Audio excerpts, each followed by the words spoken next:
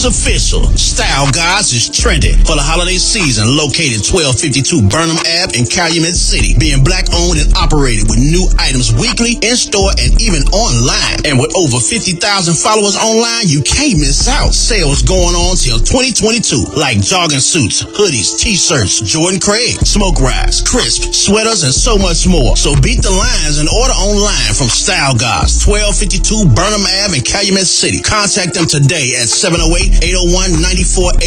Again, 708-801-9481. Or check them out from Tuesday to Saturday from noon to 7 p.m. or Sundays from noon to 5 p.m. Style Guys, 1252 Burnham Ave in Calumet City. Life, fashion, style. Follow some of the newest styles by Style Guys in Calumet City. Lock in The Style Guys on IG or look them up, thestyleguys.com. Gone wild! Feeling myself, but I stay in my lane. I know you thinking you nice, but you sounding the same. He need to switch up his flow, but I know that he ain't. Shit, maybe he want to and probably can't. He talk a lot, but ain't saying a word. He's 16, sounding like he be lacing his herbs. Reggie Rock told me time to just focus and spit. Quit worrying about the niggas abandoning shit. I dropped broken and they told me quit biting your tongue. The way you writing sounded like you forgot where you from. Say you from the hood, but you sound like a minister now. Yeah, I could take it there, but shit, I just like how this sound. I should address some of this drama, but letting it go. Shit, I can't keep playing with you niggas, I'm getting too old. The last words Bone told me I never forget. Quit playing with this music and do it to death. Shit, I came back.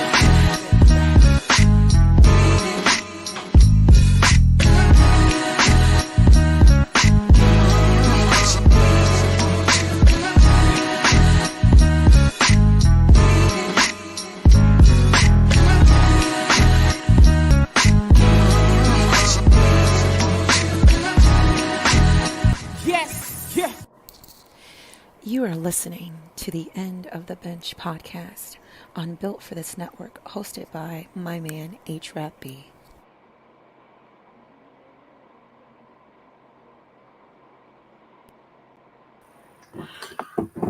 What's good? What's good? What's good? This your man HRap coming to you live and direct. This is a awesome podcast called HRap and B, and I'm HRap. And the dude with the worms growing out his head is B. This is, as usual, this is a podcast. What does that mean? That means this is on-demand entertainment that you can catch 24 hours a day, 7 days a week. You can find it on Built for This Network, iHeartRadio, Spotify, or wherever you download your favorite podcast. Thank you for tuning in. As I say every week, we acknowledge our ancestors. That's everybody connected to the Whitmore, Pollard, Bailey, Chris Liggins, Lansdowne, and I don't know these people by heart, and I've been saying this for 2 years. Whitmore, Turner, Cotton, Harper, Bailey, Shaw, Walker, Thompson, Chris Liggins, Lansdowne, Brandon, Brandy, Trotter, Williams, Johnson, Fitch, Wilson, and we all in the building. What's up, Wormhead? How you feeling, Dad? How was your weekend? Like, how was my Father's Day? I don't know, man. I didn't see you. You don't want to talk about Father's Day. You see me the next day. We went to go. Yeah. I don't want it. The next day. It's September 10th. I'm gonna call you. Hey, Vito would do it.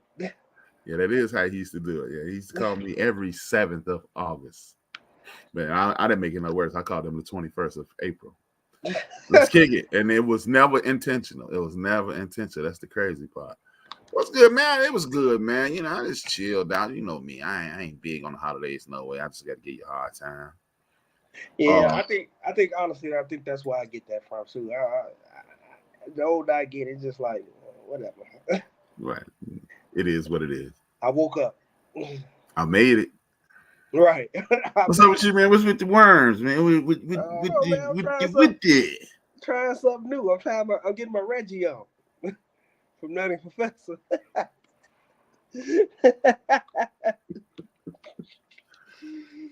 Yeah. Getting your Reggie on, yeah. I'm getting my Reggie on from Nutty You already Professor. had that game of Death jogging suit on earlier this week. I don't know. I was like, this dude just like Bruce Lee in the Game of Death. Shout out to Big Illinois. Oh yeah, he in the building. He in the building. Everybody who couldn't in the chat room, if I don't say your name, sucks to be you. But thank y'all for tuning in. It's been real. What we do, this is a conversation between a young adult man and an old adult man. We talk about life and the way we see things. This week we're gonna be talking about the future of living in Gold Hill. Chicago is where we are from. We are West and North Siders by trade. Both of us moved to the South Side. We're infected now. We're trying to get over that. You know, it is what it is. It is what it is at this point. Right. But with that being said, Chicago is a ever-changing place. The country is changing.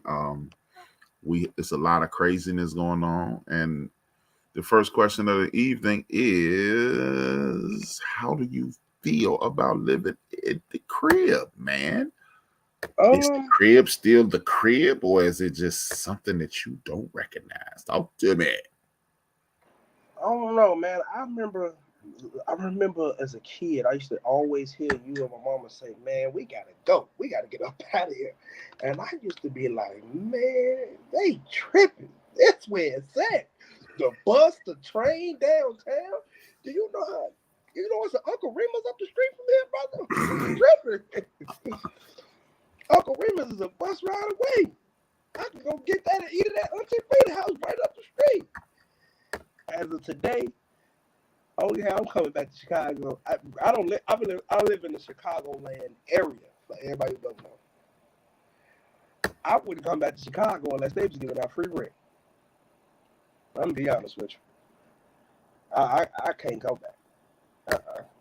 It's too much. You live in the south suburbs. Let me act like you live in which is fine, but it's just something about that city, man. Once you get out the city, you are 100% understand. Because everybody laugh at me when I say, "Man, I ain't never coming back," and they go, "Man, you crazy." I'm saying, "Don't you live in the burbs too?" "Yeah." "You ever going back?" "No." There you go. Touche. Your last thing mama said, "Hi, man." Yeah, I will never, ever, ever, ever. And it's not even the violence, because there's violence everywhere. It's not the people. It's just the city is too much, man. Now that I get older, I don't want to be around nobody. Where I'm at, I got a nice little peaceful complex, and I don't got to see or deal with nobody. Heathens are us. Then it's too expensive to live in the city. They got rules on this. Holy. So life changed when you stopped paying bills. It was never too expensive when I was paying the bills. That's why I said I thought y'all was crazy until I figured out, because nobody in Chicago can honestly tell me why do you need a city sticker and a plate sticker. Explain that one. Yeah, free money. Gotta ask. Free money. Gotta ask. Free money, and then they backdate you on if you don't get it. So each month that you don't have it, yeah, we want all the back pay on that. Man, please, all right, get it in blood. I'm out. 2 fingers, 1 word. I'm gone, man. I ain't gonna keep giving y'all all this free money for nothing. You get a ticket for this. I get a ticket for parking in front of my mama's house, and the car is registered in front of my mama's house. Oh, okay. Let me tell you how to beat that. Yeah, go there. I already know how to do it, but I did it. No, I'm saying, when we tell you how to no longer get those tickets. Yeah, you told me already. It's just crazy to me that I even got it in the first place. Like, hold on, you had to run these plates to see what's going on. But this car don't look supposed to be over here. All right, cool. That's cool. Don't worry about it. You got a lot of static in your get down, man. You hear me now? Oh, it's just staticky when you talk. Hold on. Maybe your volume is too loud. It's cool now? No. You need to go out and come back in. Right. But Chicago has always been a treacherous place. And It's just, I think, you know what I think it is, honestly, man. I think it's social media. It's putting everything in everybody's faces. And when everything is in your face, it seems to be a lot more dangerous. You know, everything seems to be more dangerous. Everything seems to be more treacherous versus the ignorance of it all. Because as I've said several times, yeah, way better. Say something. Yeah. Nah, you still suck. Give me a second. But as I've said several times, I don't know if the city is more expensive, but everything in the world is more expensive at this point. So, you know, when you're looking at these things, and my son being 28 years old, never having to deal with the stuff that, as he stated, me and his mom dealt with growing up. You know, you're dealing with the world, and the world gets more expensive. Chicago does have an inordinate amount of fees and sticker costs and things of that nature.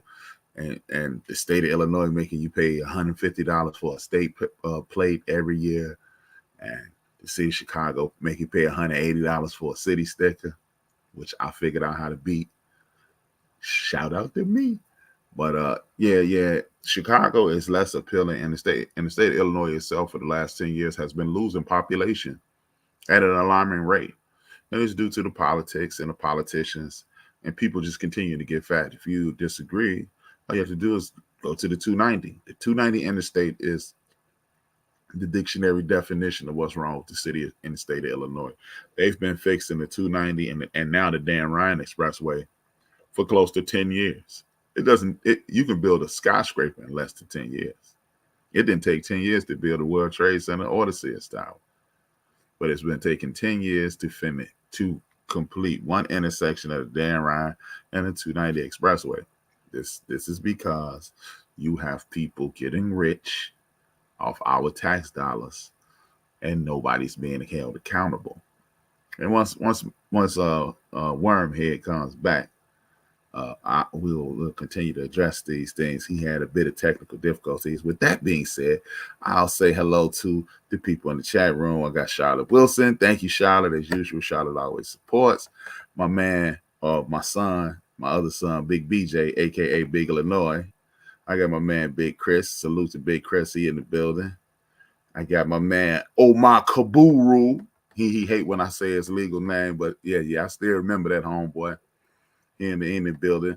I got my sister Teddy. I got DJ Mad Knox, aka the Show Killer, in the building.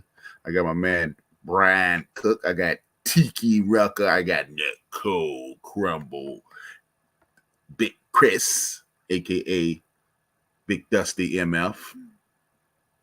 He's in the building. Thank y'all for the support. Please hit that like button. Please hit that share button. Tell a friend to tune in. We're waiting on my son to come back, and we're going to continue to talk about life in Chicago and the perils and how I see Chicago and how he sees Chicago, because we're talking about two different generations. And the reason we created this podcast is to just put both generations on display, and in hopes to have other people reach out to younger people in their lives, because it's not cool to, we're really indicting ourselves. People in my generation and older, we're indicting ourselves by saying, these kids crazy. Well, kids don't go crazy on their own. Yeah, some people make poor decisions. Some people make poor decisions. They can be raised in a perfectly tranquil situation, and then they make the wrong decisions. Most people make poor decisions because they have poor upbringing. Wormhead is back. Speak on it. Let me hear you. What was last thing we said? No. I thought you were eating a bag of Doritos on air. No, we were just talking about. Get a MacBook, they say. Huh? Get a MacBook, they say. Yeah. It's worth the money, they say. That $1,300, you're going to make that back into.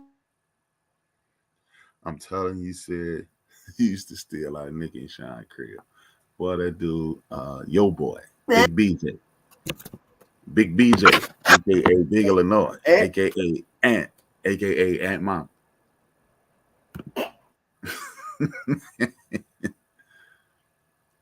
But yeah, man, it's just like I was saying before you tuned out.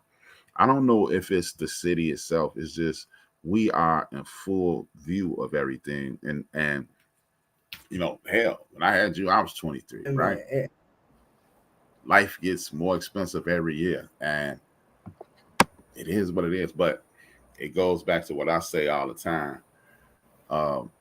We got to be civically involved.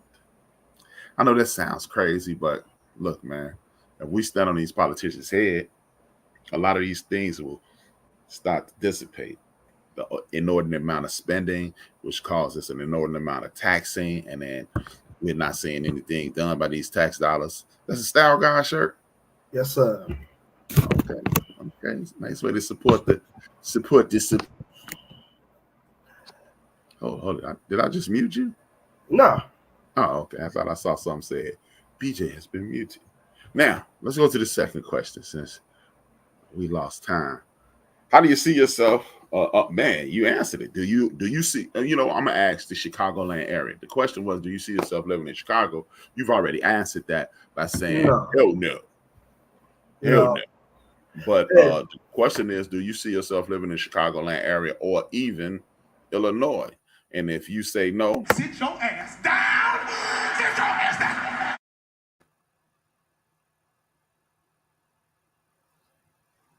Oh, you frozen. Hey man, you're gonna have to get rid of that cricket. Yeah, I ain't never. Internet. Man. That cricket internet is killing the show. Oh boy.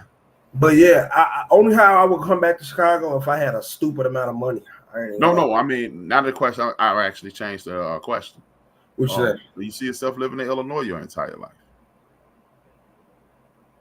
Yeah, I can see that. Illinois itself, yeah, I can see that because I love the city. I like to go to the city, but I like the option to leave it when I want to. Yeah. Hey, Keith. Yeah, and hit it with the lowercase. So you would never leave under no circumstance? No, I would leave. What's the appeal of living in Illinois your entire life? I like my city. I love it here. This is what I'm used to. This is my comfort. I mean, this is where I'm comfortable. I love my city. I've been to other cities. I've been to other places. This is where I'm comfortable. This is where I like to be. I know where this is at. This is exactly where I want to be. It's just the city is.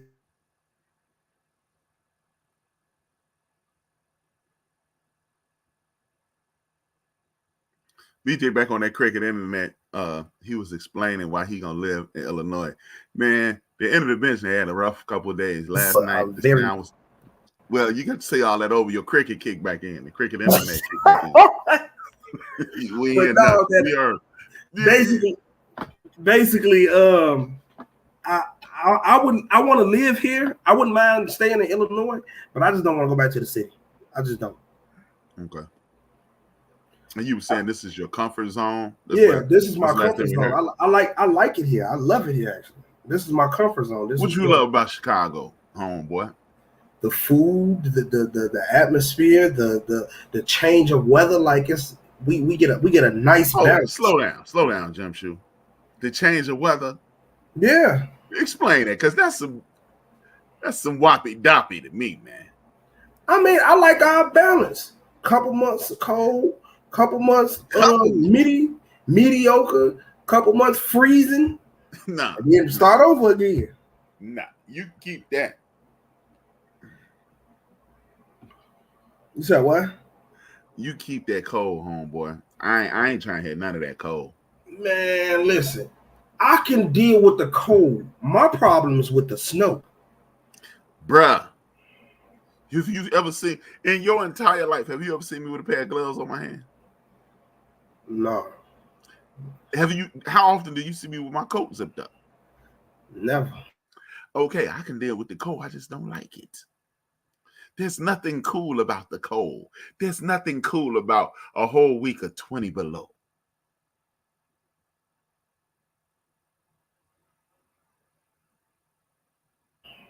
He's frozen again. Hey, man, you're going to have to get better internet, man. Man, I know, man. I got to say. I'm getting cricket. You using your phone or something? No. Oh, I don't know. Yeah, this is the first time this has ever happened. Man, for real. You know what? Bill do in 2 days. Oh yeah, that is. Boy, them people play. They play all types. Man, them people, my bill is due in 2 days. Them people playing games. Yeah. It's crazy. Man. Hey, don't forget to give us our money, Negro. They You get the get wiggling nothing off Amazon Prime this week. They get the wiggling the cord. What's going on? Oh, that's your bill, dude. It's a that's dude a actually friendly at reminder. Comcast wiggling the cord. But no, man. I mean, Chicago dope, man. I mean, it's home. It's home. You know, it's definitely home, bro.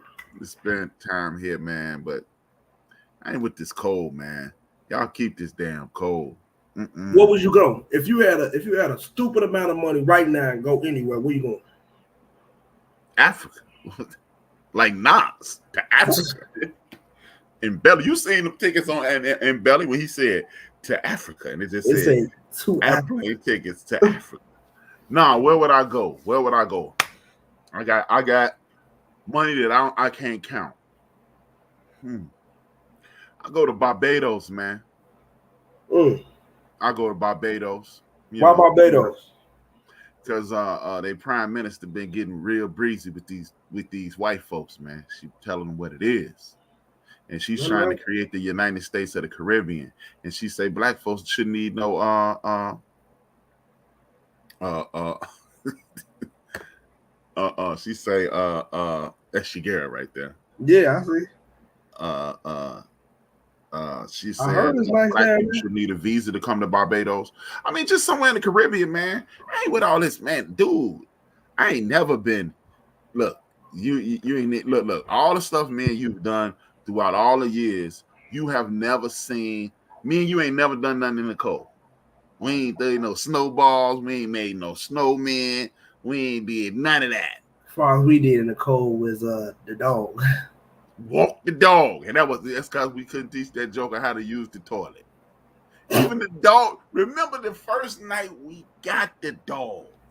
The dog was digging into the kitchen floor, not wanting to go out to the cold.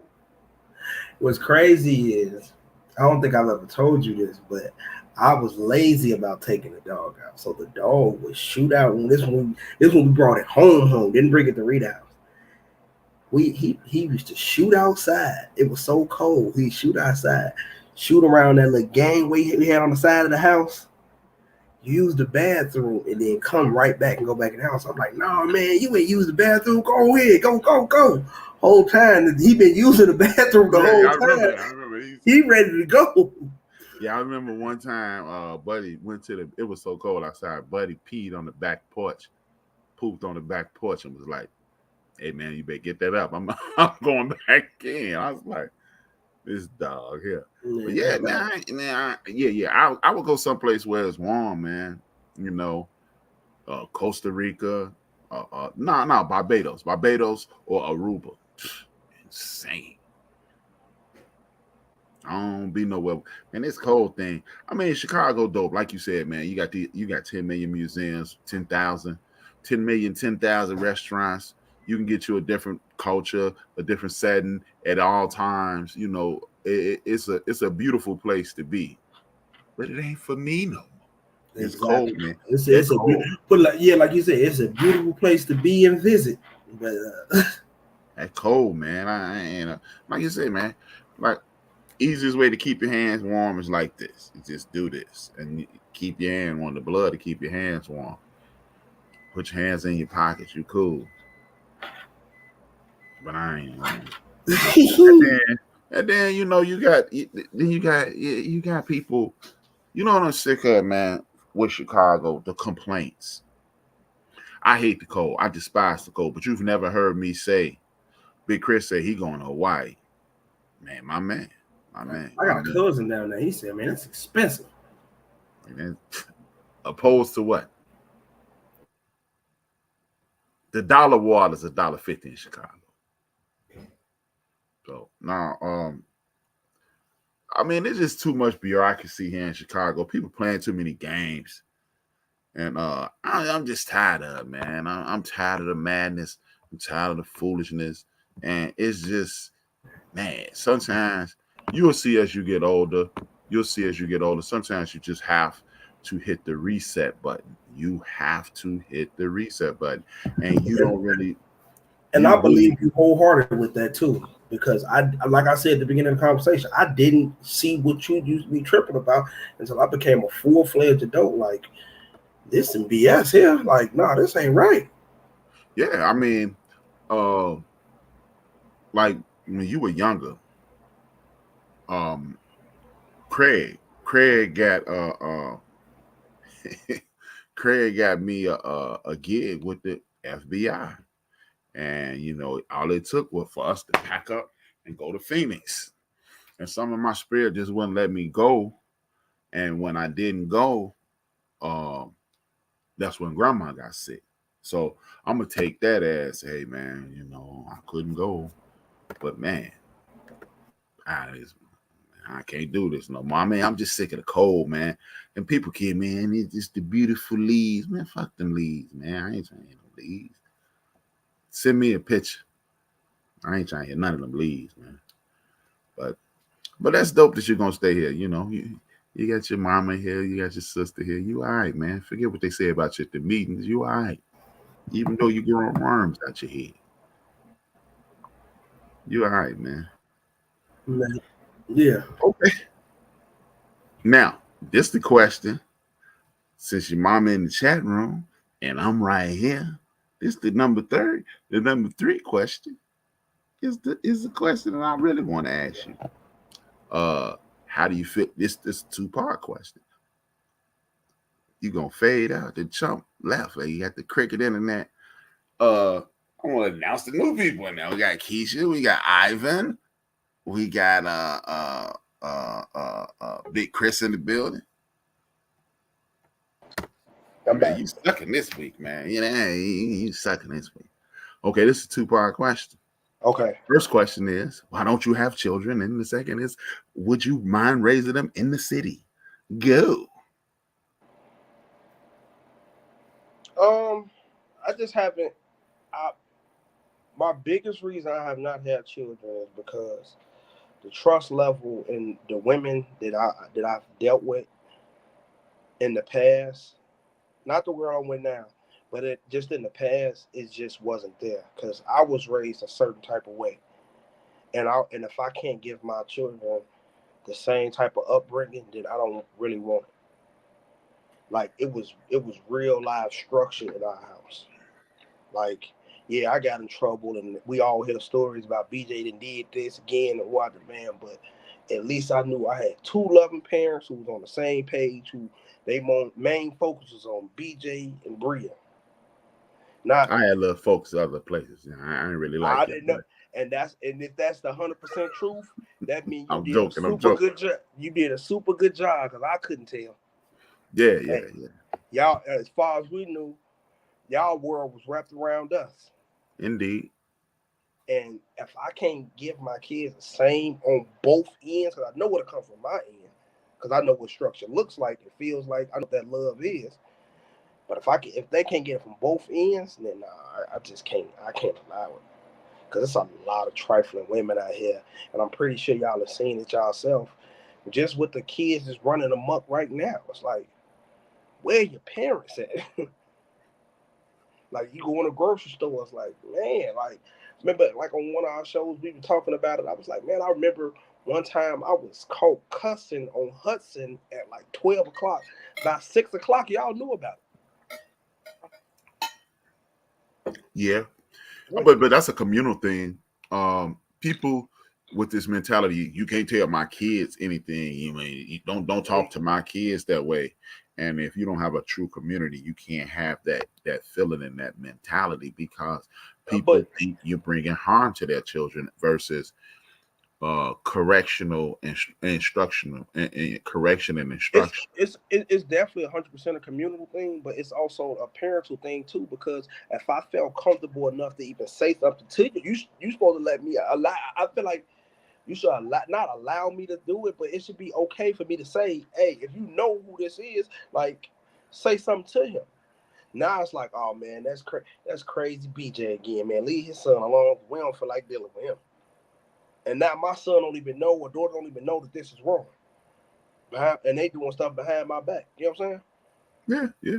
I mean, yeah, like I said, man, it's always about the community. Well, it used to be about the community, and now it's about individuals. And that is one of the greatest issues in our community, because we raising our children, not raising the community's children. And people don't want you yelling at their children, or people don't want you correcting their children. And when you don't want people correct your children potentially run amok. And another great part of that is this: you don't even know the people. Like, you knew we lived around about 3,000 people, about 3,000 people in the system. At least 3,000 people in the system. We knew on a bad day, we knew 2,500 of them. But now, when we moved on Monroe, or we moved on Maypole, I ain't know nobody. I knew the one dude, the older cat who lived down the block, because he was at the shop all the time. You know, I was repping at the shop most days. And then what we would do is put in a situation to whereas we ain't know anybody either direction, cross the street, we knew the one dude across the street, knew the one dude down the block because he was at the shop, and me and homeboy across the street knew each other because I was always working on the car. On Monroe, we didn't know anybody. You know what? The dude who lived across the street, who worked for Chicago Fire, is the only dude on Monroe that I knew. And know how I knew him? One day I was on my way. We was doing your breaks. You had one in the house. And he walked up and said, "Hey, I'm Joe." I said, "Hey, man, anybody ever tell you look like the dude from Chicago Fire?" He said, "Yeah, that's me." And that's how I knew his name. Otherwise, I wouldn't have known his name either. We went from knowing everybody to knowing nobody. I mean, like I said, 3,000 people, we knew 2,500 of. It's people that walk up to me from off Sedgwick and from the Greens. "What's up, B?" And I'm like, "Boy, I don't know who you are." And they say, "I'm such and such son." "Oh, okay. Well, how you know my name?" But anyway, "What's up, little dude?" or whatever, or young lady or whatever. You know, "I know your mama, so yeah, you know me." But like when we lived on Monroe, nobody knew anybody. Nobody knew anybody. So it's kind of hard to correct someone's child when you don't even know their parents' name or anything of that nature. Because, like, how many times did you get grabbed up and I was on the phone, like, "Hey, man, you know what BJ doing?" "Oh, yeah, I know he over there." "All right." And I used to tell you, "BJ, I don't care where you at in this city. One of my homies going to find you." And you used to look at me like, whatever. And then that day, Ivan grabbed you up on 95th Street. 15 miles away from the house. Ivan grabs you and calls me. And on the way home, we kind of laughed about it. I like, told you, dude, you know. And it's crazy that how did that disappear? We saw a little bit of it when we went to see Cameron play football. Ivan out there. I run about 4 or 5 people I know. It's just, as the city is gigantic and small at the same time, but as the generations move forward, people forgot to communicate with each other. People forgot to affiliate themselves. So the children will suffer. When you don't know anybody in your community, the children definitely will suffer. And you know why that's a big problem though? It's because like you said, it can't nobody be told nothing. There ain't nobody having a conversation. It's real crazy how I know so many people that know so many people. It's like the what you used to tell me as a kid, the 3 degrees of separation. That's 6 degrees of separation. That's real. That's super real, and a lot of people just don't understand that. Like, man, have a conversation with somebody. Where you from? Man, I'm from woo-woo. Hey, you know, woo-woo. Yeah, man, that's my. There you go, right there. We back in action. But everybody want to mug up and, nah, man. Woo. It's like, man, it's just crazy out here sometimes. Yeah, I mean, you know, and that's the thing, man. You have to be familiar with people And then Chicago's already segregated enough, and then we segregate ourselves with this north, south, east, west thing. And then you now, like you said, you want to ice grill somebody, you know. I got a mirror in my pocket. I could practice looking high too, homie. What is it? Where is it gonna get us? And it is leading to the destruction of the community nationwide, because I talked to D Great. He got the same issue. Me and Deacon Dale, we talk out in B-More. Same thing. Fly Ty, he in VA. He getting the same energy. Chief Rocker complains all the time about the A and how people in the A are not commiserating as they should. And this is some nationwide now. Justin, Dog, the BS3 crew, they down there doing that thing in Dallas, and they making it. They making things, and Garland a little better, and Dog them, but and you know, Keisha no Terry.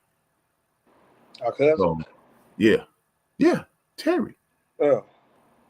And it's but that Southern thing, man. Like, I know one thing. I'll tell you this, BJ. When we were younger, and we ain't know nobody. That's why you and Bria didn't do it. But when we were younger, a lot of people get sent down south for the summer, and you come back as a whole different person. For one, you learn how to behave, because some old people cook your ass down there, and you saw a whole different style of life, and you got away from the city. You got away from that energy in the city, and you detox from the chaos of the city.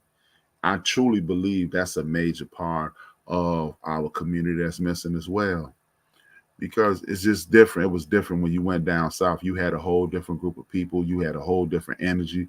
Now all of a sudden you saying yes and no, ma'am. You taking off your hat. You know, it was a way to dress. It was way you wasn't gonna be too loud. You weren't gonna be sitting around in the midst of adults talking. You know, like young men learn how to be men. Like when I was younger, I used to go back to my great grandfather's garage, and it'd be a bunch of old men talking, and I didn't say a word. You know, you just listen. If they addressed you, you talked, and once you answered their question, you shut up. I've been around friends with me and my man talking, and his son interjected. And you know what? I meant to thank you. I've been meaning to call you and commend you for that, because when you be around me and Aunt and Keith and Ma and Boyd and all my whole crew, you quiet. But I've been around people and their children, and yeah, your son 20, 25, 20, 22, 25 years old, but he talking. Hey man, shut up. But that's missing. That's because you didn't bring people around, because you, Lil Mike, Lil Vince, y'all wasn't talking with me. Mike and Vince was talking. Only time we talked was when you was talking to us. Right. Like if we were having a only time we talked was when we were having a group conversation. Exactly. It wasn't no we walked in and then jumped in the conversation. It was man. Stone Cold wasn't no cold wrestler. Yeah, right. It was Macho Man Randy. Then right. That's when you can talk. Now you can talk as much as you want, but if we were having a grown man conversation, either y'all 99 times out of 100, y'all just got up and left. Yeah, it was like that. Well,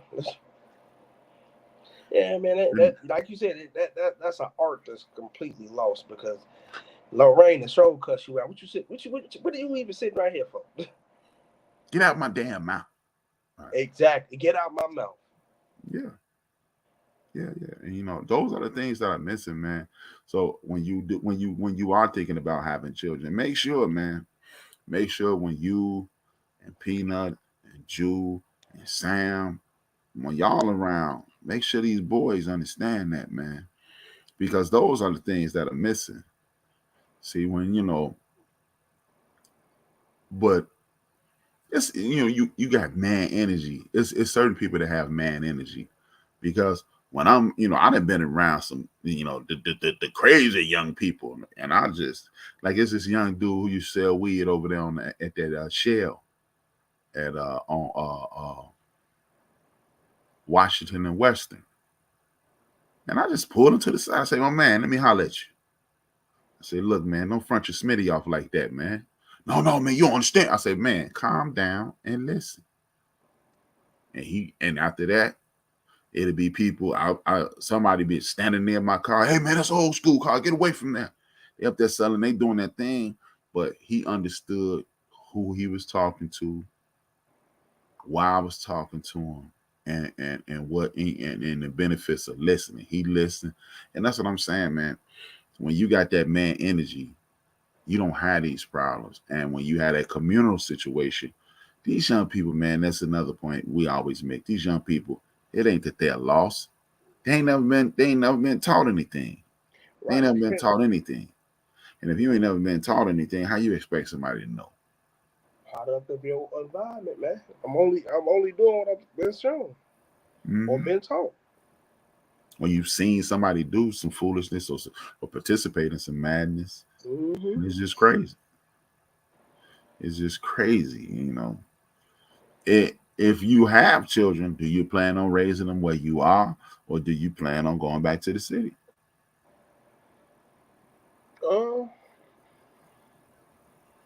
I don't know. It just depends on the situation.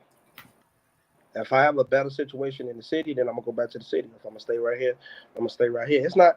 I just feel like this, and I could be wrong, but I just feel like if the foundation is there, you should be fine. Mm-hmm. No matter where you raise your kids, you can raise your kids in the middle of Inglewood.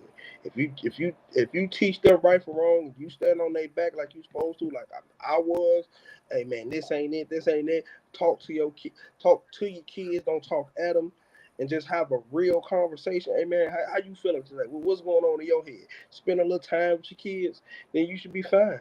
And if you steer them in the right direction and everything is okay and clear cut, even if they steer the wrong way, it's not your fault. It's And they'll on come them. back.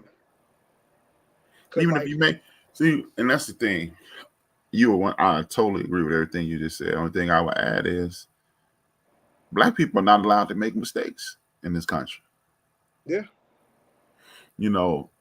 White boys, they get locked up. They get arrested for a drug charge, and they gonna disappear, and then they reinvent themselves and they back because the academic institutions have back doors for them. You get arrested, and you might you can't be a cop, you can't be a fireman, but you can run for office, which is bananas. But you can become a carpenter, you can become a plumber, you can become a welder. They have options. But when our young people make mistakes, we just screwed. And those are the pitfalls that people are not looking at. Like, oh, these kids crazy. No, they don't have no hope. And if you don't have no hope, what you expect somebody to do? You don't think you're gonna live to Friday. You want me to, oh man, let me help this old lady cross the street. You're thinking, screw that old lady. And then people, nah, what if it was this and what if? Forget the what ifs. Have conversations, as you stated. Have conversations with these kids. Just like when me and you used to kick it, like the day we remember that Friday. I said, "What you doing tomorrow?" You was like, "Nothing." I said, "Let's go to the Hall of Fame." exactly. We drove 6 hours. And like I said, sometimes your kids gonna stare off and do their own thing. Like I said, they always come back. Cause any trouble I've ever got into, any arrest I done did, or anything I've ever done that was outside of the law, and I probably got in trouble for it or didn't get in trouble for it, I never set up and blamed you for nothing. Cause my old man told me not to do this, but I still did it. So this was on me. And I always told you that all the time. Like, I remember the first time you ever came and got me from a police station. Yeah, I had my own lawyer money and got the car and stuff out, but it was like I was like, this ain't on you. I did this. And hey, at I least wasn't even thinking of. I wasn't. I remember that when you were all over there on 17th Street. You were a mm-hmm. grown man at the time, though. Yeah, and I was like, because only reason it made me think about that is because I remember the time Lil Vince had to do that time, and Big Vince was kind of messed up over it. And I'm like, and I hope he don't feel this way because you did everything in your power. What I did was on me. And I just then, had it. I mean, not to throw shade at nobody else. It's just when I did what I did, I said to myself, hey, this nigga told me he wasn't coming. He'll pick me up, but he ain't getting me out. I had my own money, my own lawyer. No. Okay. Hey, that was your grandma. That's your grandma. That was some madness I learned from her, because let me show you how crazy life is. Your grandma told me when I was about 12, you better not take your ass to jail. If you take your ass to jail and you ain't stole $1 million, I ain't coming to get you, because it takes some sense to steal $1 million. So the first time I got arrested, it was the same type of deal. And I end up over down the 18th district. At this time, the 18th district is on Larrabee now. It used to be on Chicago Avenue and LaSalle. They locked me up. My coach got me out. So he got me out around 6:30 a.m. And I'm like, good Lord. So I go home. I still remember I had a gray fleece joint on. And I'm walking home. I'm like, oh God, I gotta hear this nonsense from this lady. And she was like, I came in the house. And look, I'm thinking I'm slick, because back then on Sundays, you had to bring in the Sunday paper. The Sunday paper about this big. It was the same size as regular paper, but it was about this thick. They had all type of sales papers in it and everything. Sunday paper was a big deal. Traditional paper costs $0.25. Sunday paper costs $1.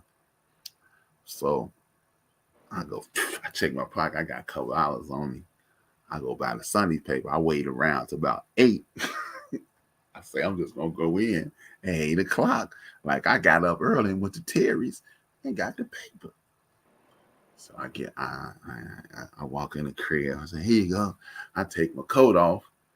Now I'm about to hit my room. She in the kitchen cooking breakfast. I'm like, oh wow, she got up early, because she's been cooked about 9 on Sundays. She go, hey, where you coming from? And boy, hey, remember how you told me? I used to always say, BJ, I'm finna go make something to eat. Just don't lie. That's usually, my mama taught me that too, about women. But go ahead and finish the story, then I'll tell you. Yeah, hey, bro.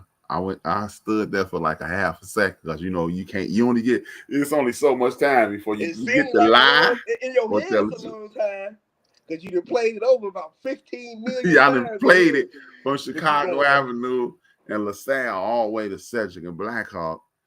I'm like, I said, I went to jail. I handed her the arrest form. I was like, go ahead. I'm like, go ahead, cuss me out. And you know what she said? I was grown then too. You know what she said? She said, I saw your black ass go to jail last night. I told you stop standing your ass outside. I was like, and then she gonna ask me, why you ain't called me? I was like, because you said don't call you. I'm like, I don't want to say, because damn it, I ain't still $1 million. But she was like, why you ain't called me? I was like, you weren't gonna come get me. She said, I done came and got you. I said, what happened? I mean, it's a fine time to tell me. Right, I just sat in there all night. Sat in there all night, been in there locked up since 9. It's 9 again. Yeah. Me getting locked up, that was the first and last time for me. I wish I could say that. Yeah, please. No, what you said your mama said? The lying thing. She said about women. She said, BJ, 9 times out of 10, if they ask you about something they don't know about, they know. Don't lie. As soon as somebody go, hey, woo. She know about that. Yeah, she know. You called, buddy. Your grandma was a damn detective. Man. Every time, man. We were talking about girls a second ago. Let's talk about that. I've noticed that a lot of girls are participating in nefarious activities, dope dealing, holding guns is nothing new. But these girls, they licking shots. Man, talk to me about this and how did that come about? I honestly don't know. I don't even have a real honest to God answer to you, because I'm just as shocked as you, because not to say like I'm just super old, because everybody, I'm 29, I'm 28, about to be 8, 29. homie. Huh? 8. That's what I said. I'm 28, about to be 29 this year. So I still come from an era where before the age of like 25, I only probably seen 3 guns tops in my entire life. There wasn't no police officer. Like, oh snap, he got a gun. He got a gun. 3.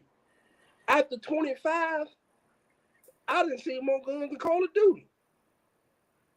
So I'm still shocked that these people getting guns, let alone a woman getting it. And like, I really just don't know where this is coming from. That these women just becoming thugs. I really just don't know. I don't know where it came from. I don't know who thought it was cool. I really don't know. I really, really, really don't know. That's hard. That's a hard question, because I don't think me and my guys ever had that conversation, but because it was always that thug chick in the neighborhood. Every neighborhood had at least one thug chick. Just so happened, thug chick in our neighborhood was my cousin, Christine. Rest in peace. Man, please, don't get me started. But yeah, rest in peace, Christine. She was a thug and she was a woman. When no dude dare run up on her. But I just don't know. It's like every other woman want to be the drug kingpin or this. I'm like, what happened to being a lady?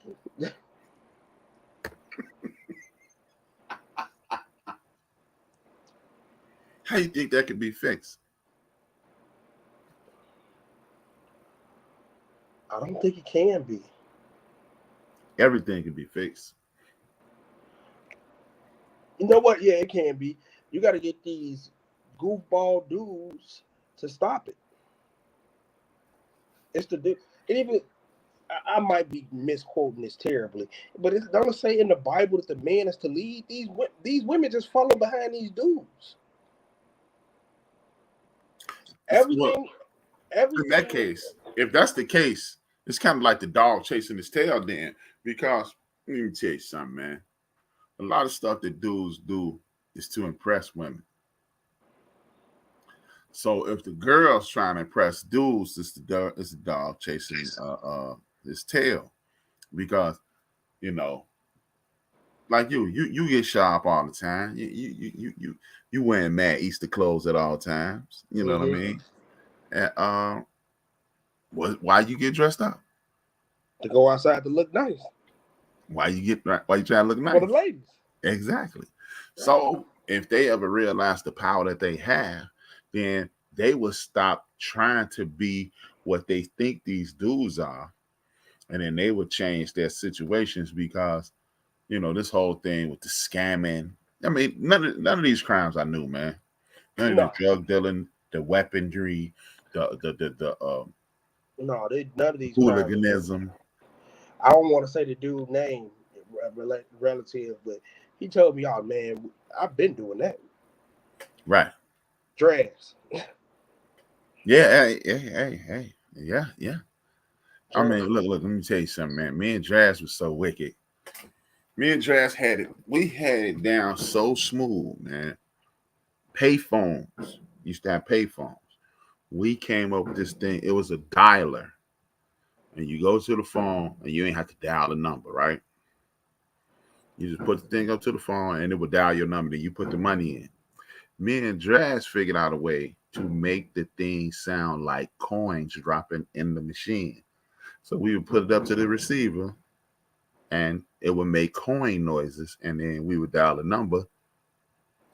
And then we didn't have to pay for phone call. Me and Draz, we was running it, man. Yeah, he was running madly. He told me when I didn't even understand what's going on now. This was maybe 15 years ago. I was like, man, these niggas they ain't making no real money. I was getting busy. He said, I was getting down. And I recently talked to him maybe like 4 or 5 years ago. Boo Boo was still alive. He was like, man, they still ain't know nothing. I had been did that. Yeah. I mean, we was doing that at 19. Yeah, Well, he's like, I've been did that. He was 18, I was 20. So, yeah. I mean, so that's why when people be like, these kids crazy, nah, they doing what? They doing age appropriate deviance. We read out miscreants. They read out of a book. They didn't wake up one morning and say, this might work. Right. I like to call it. They just put a remix on it. That's all it was, man. And I'm not proud of what I was doing. I mean, we went. But see, the difference is, me and Drass. Nobody in it's people who grow with us. Like, my Kaburu. I'm messing with them. It's people that grow with us. They'd have never suspected me and Drass were doing that. They was like, because I remember one time, me and Drass had hit a lick, and one of your mama friends, God rest her soul, her name Rolanda. Rolanda literally walked up to me and saw after me and Drass hit a lick. She didn't see Drass, she just saw me. And she was like, man, Brian, I thought you were a square. I never thought you did this type of stuff. I was like, keep thinking that. And she never seen me do anything else. But so it's just, I'm not bragging, and it's not cool, because it's cool by no means. And it's like me and you've talked several times, and I've told you several times, you saved my life. Because I was about to jump 10 fingers, 10 toes off the porch and be a full-blown criminal until your mama said, I'm pregnant.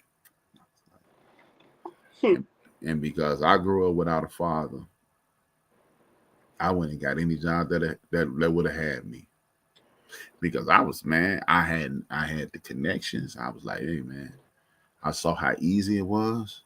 And I could remember times where the police just, because I didn't look the part, they walked right past me. And I had, helping out people that I knew. And I had things on me that I shouldn't have had. If they'd have stopped me, I'd be getting out the penitentiary tomorrow.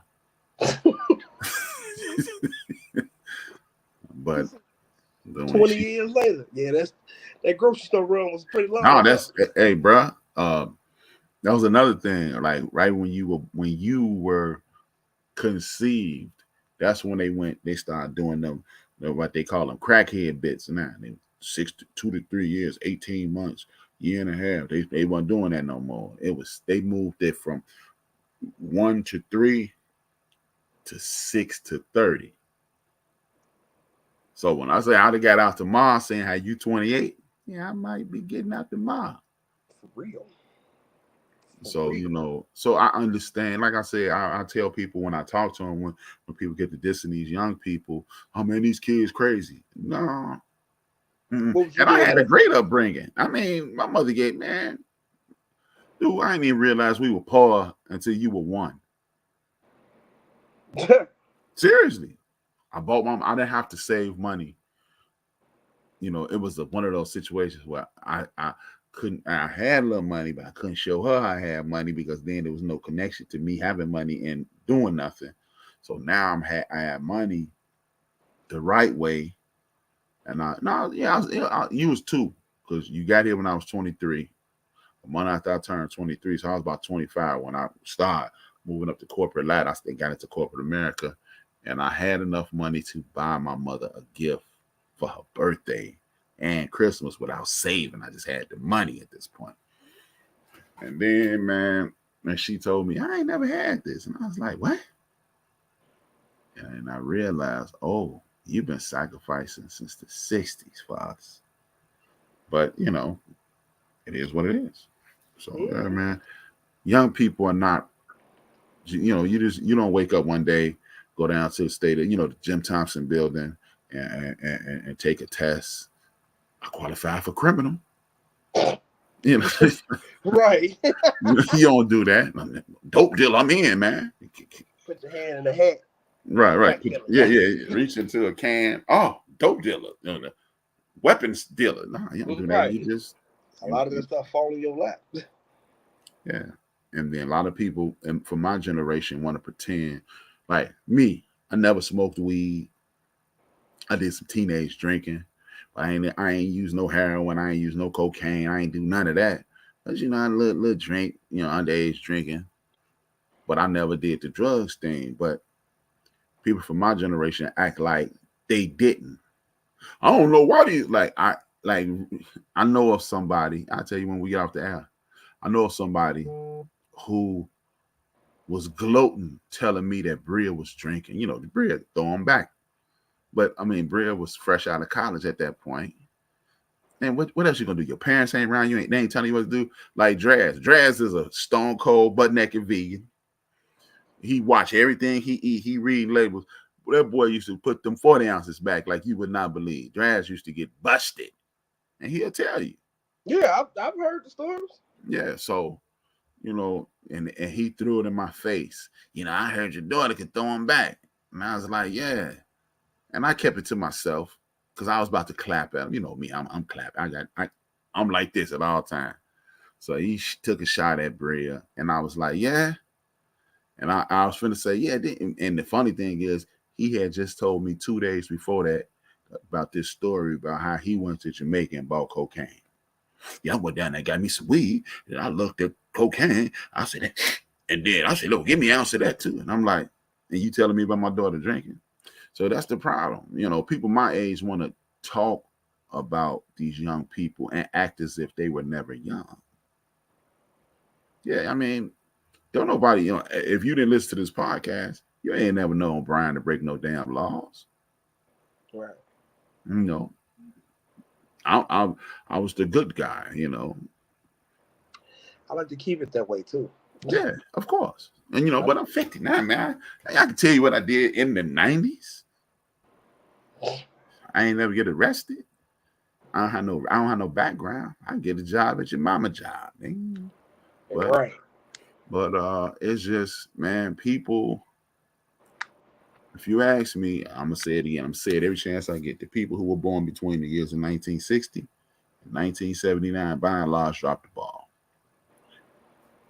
You know, we got a little change, and we moved way out. Look, you can live where you want to live, but you also have to understand, because you had a good job and you had a better situation, that don't mean your sister's children had a better situation. Don't mean your brother's children had a better situation. Don't mean your cousins' children had a better situation. Your grandparents still in that situation. So you way up here and they way down there. It ain't doing the community any good. When all you have to do is just understand, like I always say this on my show, you can read yourself out of poverty. And how you do this, or just realize when you find out things like Freeway Rick Ross, the real Rick Ross, the dude from LA. Yeah. Dude from LA. He used to play tennis with Jim Kelly in Compton. So back then, no matter what status you were at, you still live around your folks. And people don't want to acknowledge that. So, you know, until people start acknowledging those things and people start understanding that just because you got a piece of change don't make you no better than me. And because I don't make me worse than you. We the same people. You know, you are a blessing away from being me, and I'm a blessing away from being you, and it doesn't hurt anything. But we must. That's the number one contributor to the destruction of our community. When we start distancing ourselves from people who have 1 or 2 coins less than us, and when you do that, you just the whole thing falls apart. Well, we've been on an hour. Give me your pardon shots, and I'm gonna give everybody my pardon shots, and then we out of here. See you in 2 weeks. My pardon shots is anybody not from Chicago, don't get the wrong idea. We talked a lot of crap about Chicago, but man, come visit. Hey man, you gonna have a ball, man. Just keep your antennas up, man. That's my pardon shots. Keep your antennas up, man. Just don't get to acting crazy. Treat it like it's home. It's a hood. It's a hood in every place in America. So, hey, if you can't put it like this, if you can't do it at home, you sure enough can't do it somewhere else. Indeed. Yeah. I want to thank everybody. And we're going to talk. We were talking about Chicago and life in Chicago and life in general.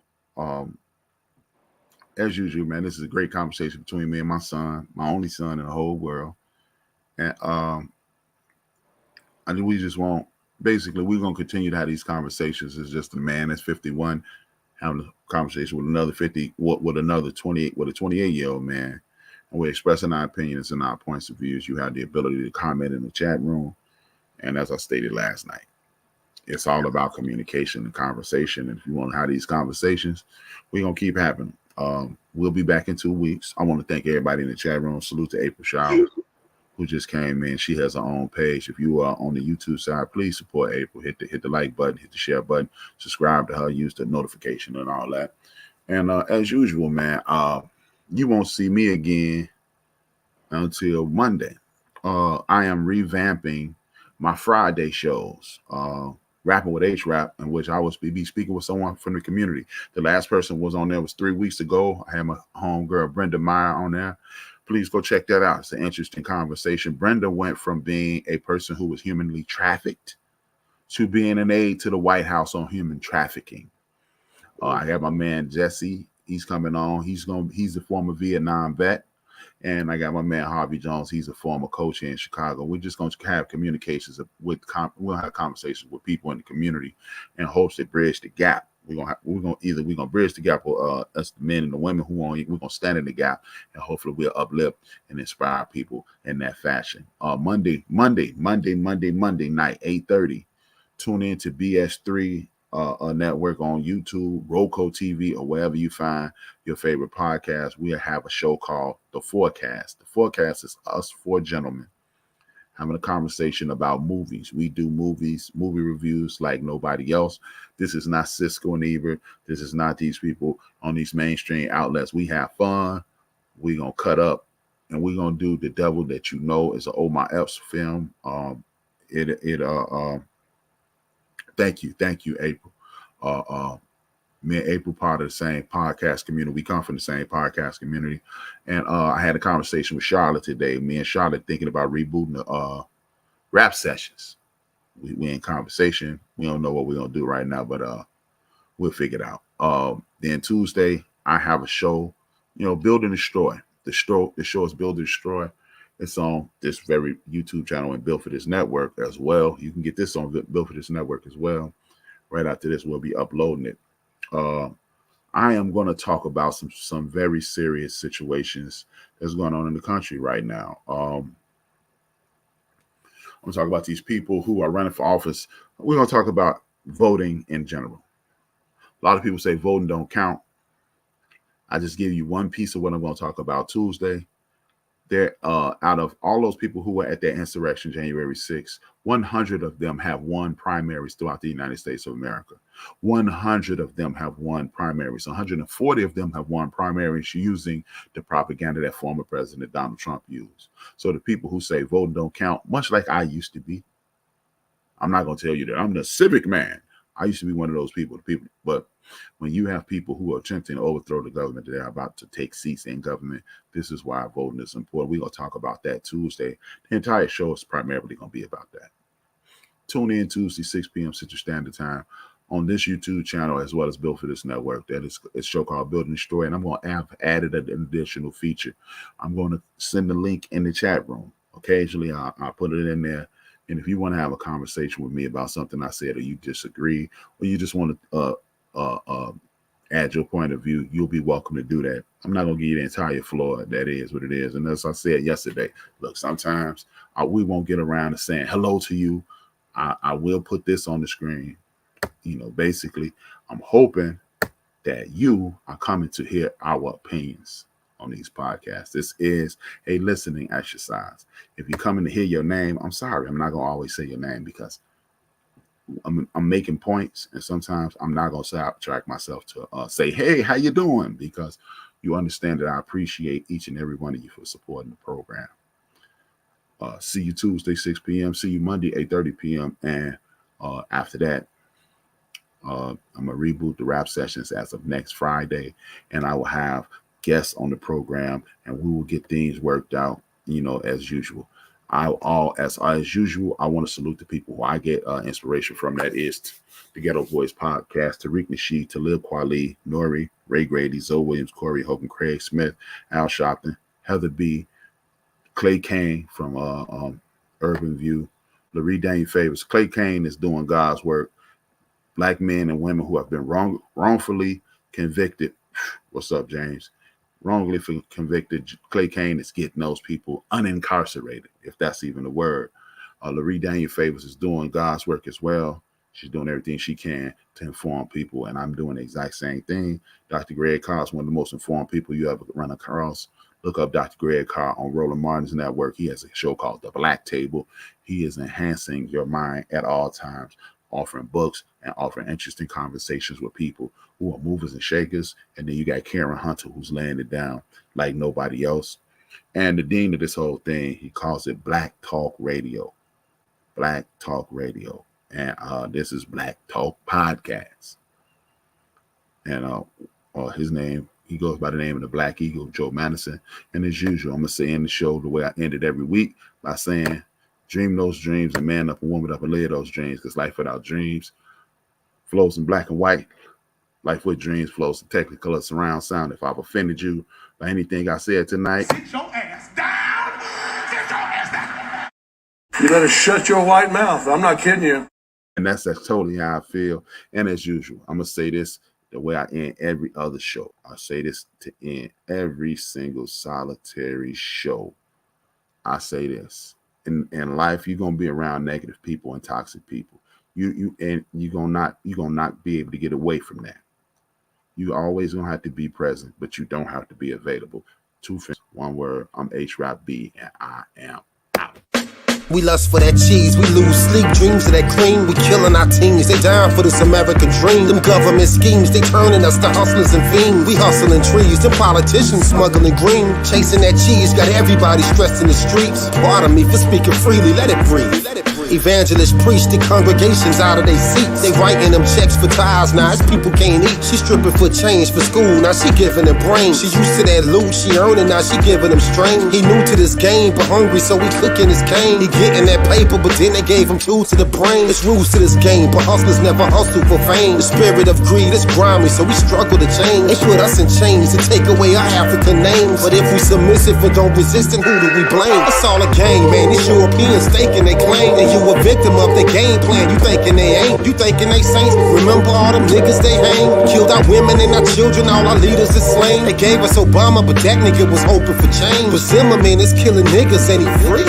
Shit is crazy, babies having these babies and getting checked. But keep the child from they pop to rip his heart out his chest. Our rappers was leaders and now they in the booth in the dress. Spitting bullshit and making more but giving us less. They taking our sound and changing ours, dumbing it down. They taking our jobs and homes and they shutting us out. They taking our kids because it ain't a man in the house. They locking us down, but soon they gon' be wiping us out. They told our women they was too independent to need a man. They told our brother he was too insignificant to advance. It's all a game, man. These Europeans staking they claim. And you a victim of their game plan. You thinking they ain't, you thinking they saints. Remember all them niggas they hang. Killed our women and our children, all our leaders is slain. It's all a game.